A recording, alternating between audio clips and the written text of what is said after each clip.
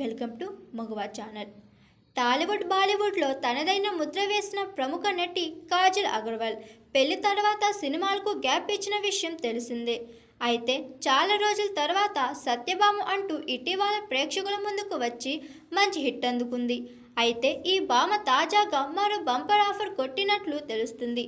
బాలీవుడ్ దర్శకుడు నితీష్ తివారీ తెరకెక్కిస్తున్న భారీ బడ్జెట్ చిత్రం రామాయణ్లో కాజల్ ఛాన్స్ కొట్టినట్లు తెలుస్తుంది. విశ్వసనీయ వర్గాల సమాచారం ప్రకారం ఈ సినిమాలో కాజల్ రావణుడి భార్య మండోదరి పాత్రలో కనిపించనున్నారు.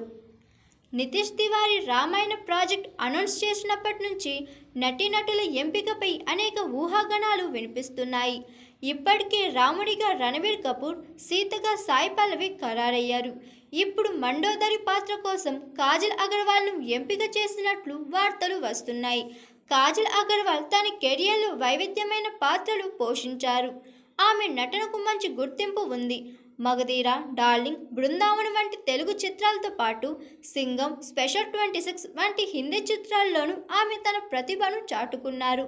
ఇప్పుడు రామాయణ వంటి ప్రతిష్టాత్మక చిత్రంలో మండోదరి వంటి బలమైన పాత్రలో ఆమె ఎలా మెప్పిస్తారో చూడాలి.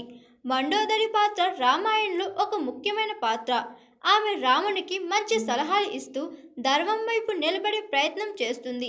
తన భర్త తప్పులను ఎత్తి చూపుతూ సీతను తిరిగి రాముడికి అప్పగించాలని సూచిస్తుంది.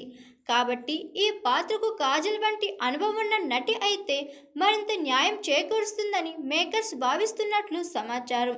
అయితే ఈ విషయంపై చిత్ర బృందం నుంచి ఇంకా అధికారిక ప్రకటన వెలువడాల్సి ఉంది. ఒకవేళ ఈ వార్త నిజమైతే కాజల్ అగర్వాల్ కెరియర్లో ఇదొక మైలురాయిగా నిలిచిపోతుంది అనడంలో ఎలాంటి సందేహం లేదు. నితీష్ తివారీ రామాయణం 3 భాగాలుగా తెరకెక్కినట్లు సమాచారం. ఈ చిత్రం భారతీయ సినిమా చరిత్రలో ఒక ప్రత్యేక స్థానం సంపాదించుకుంటుందని సినీ విశ్లేషకులు భావిస్తున్నారు. భారీ తారాగణం, అత్యున్నత సాంకేతికతో ఈ చిత్రం రూపొందనుంది. Hi, this is Swathi.